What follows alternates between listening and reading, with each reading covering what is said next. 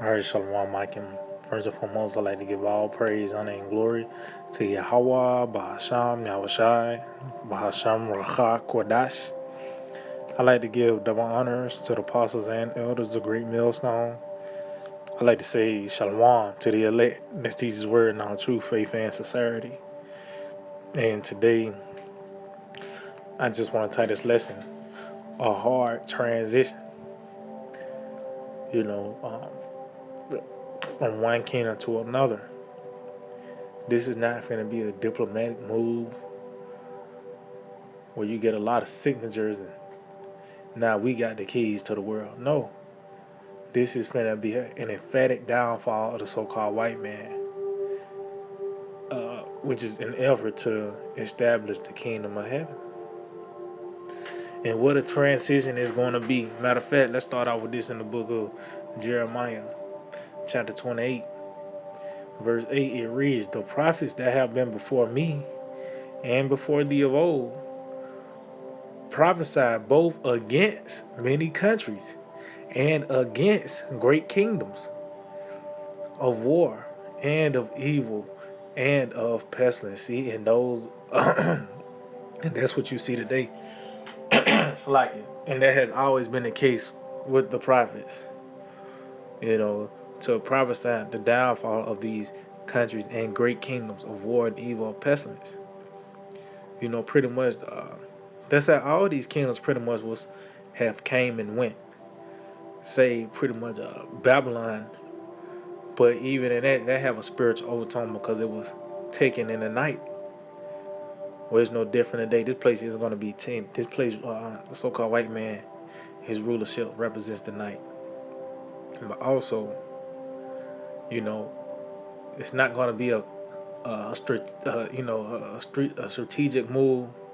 And the next morning you find out somebody else will know. This is going to be emphatic. It's going to be well known.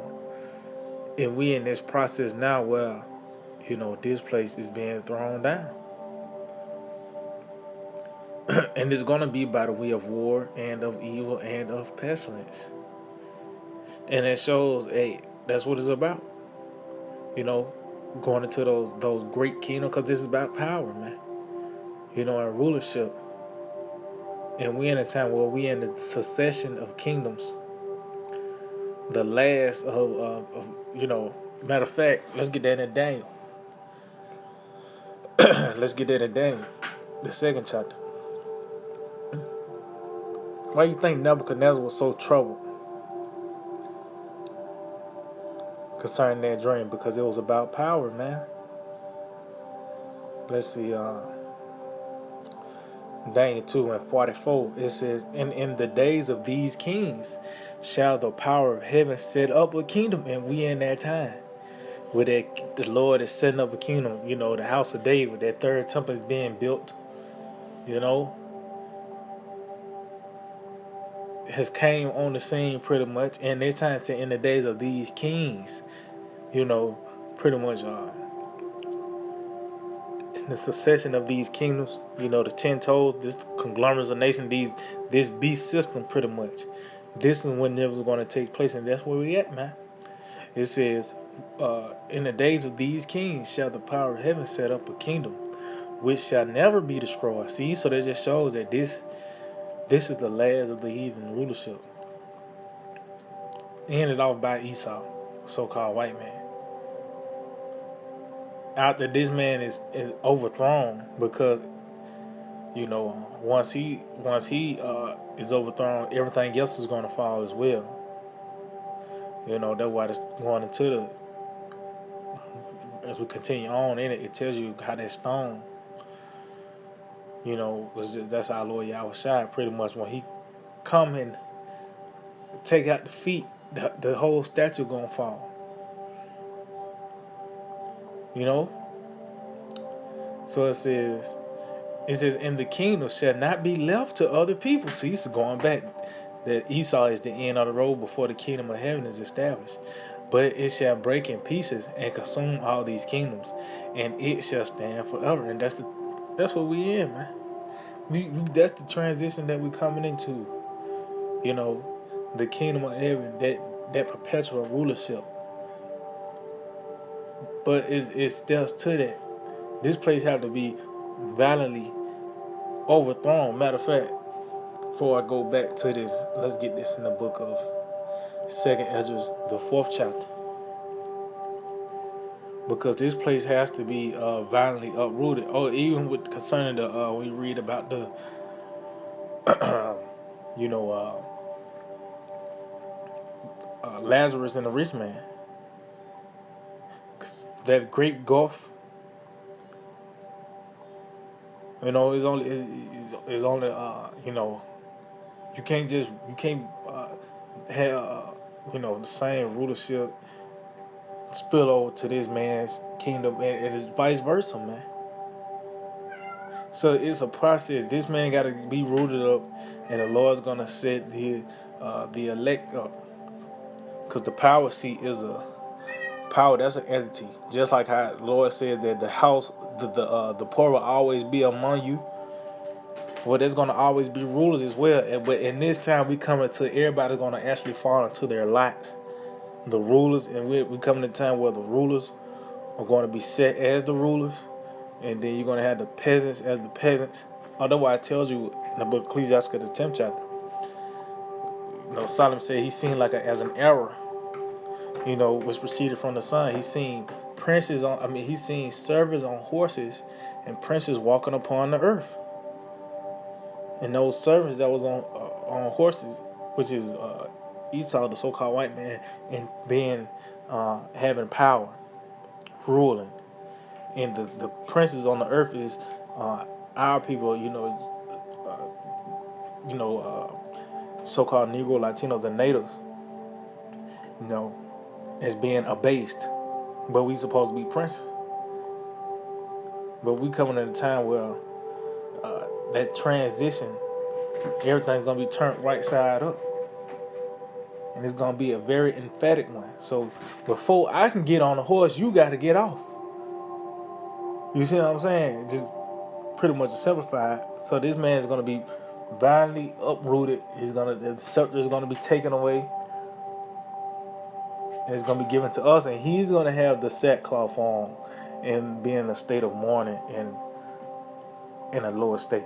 So this is the book of 2 Ezra chapter 4 verse 28. It says, but as concerning the things whereof thou askest me, I will tell thee. And what was Ezra's always concerning? Inquiring of the end. Why? Because the end is when the kingdom of heaven will be established. The end will be all these other heathens ruling over us.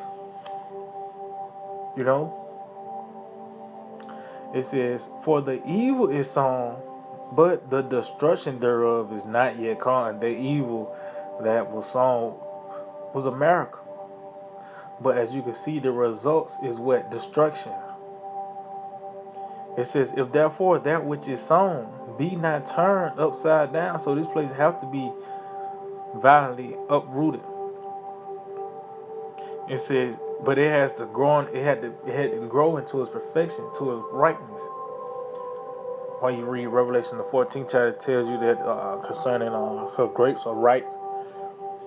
So this was a necessary evil. It had to be planted and grow into its fullness, in its perfection. Then it was going to be uprooted. It says, and if the place, and that shows it's a certain place, a source where the wickedness stems from, which is America. From something as the trends of your attire,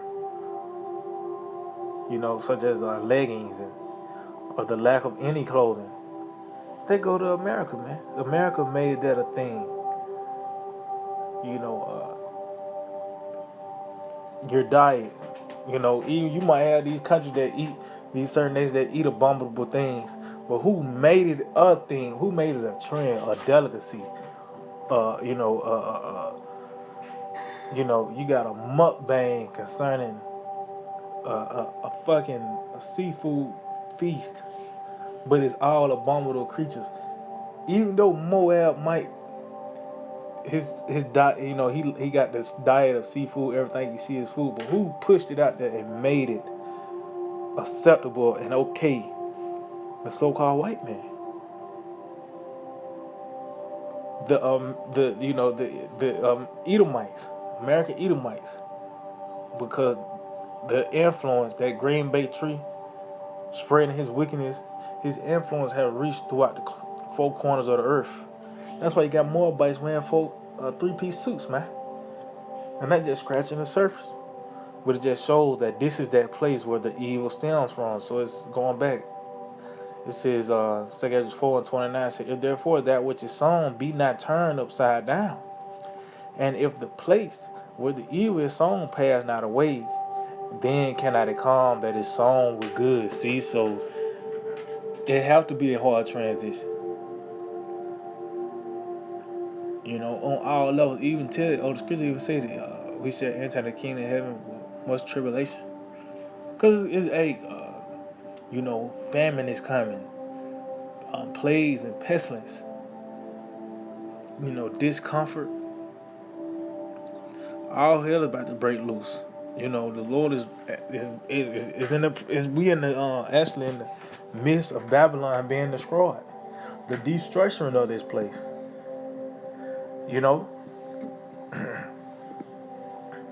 And these people gonna feel it, man. But the icing on the cake, the Lord's gonna come and just wipe this place out, man. So matter of fact, I'll go back to Daniel, because it's not going to be a smooth transition, a diplomatic move. You signing laws, now you sign the keys over to the world. Yeah, no, it's not going to work like that. The Lord is going to come, or it tells you, our Lord Yahushua is going to come and destroy all things that offend. So let's see. Let's get this the book of Daniel 2.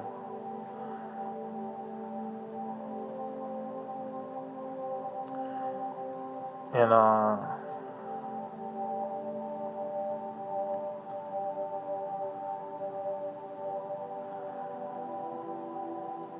alright, let's see.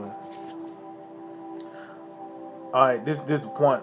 I started at verse 34. Get to the point, verse 34. Daniel 2 and 34. It said, thou sawest, which was that image, till that, it's like thou sawest, till that a stone was cut out with our hands. And that's our Lord Yahushua is making his return, which smote the image upon his feet, because that's the time he's going to return. At the end,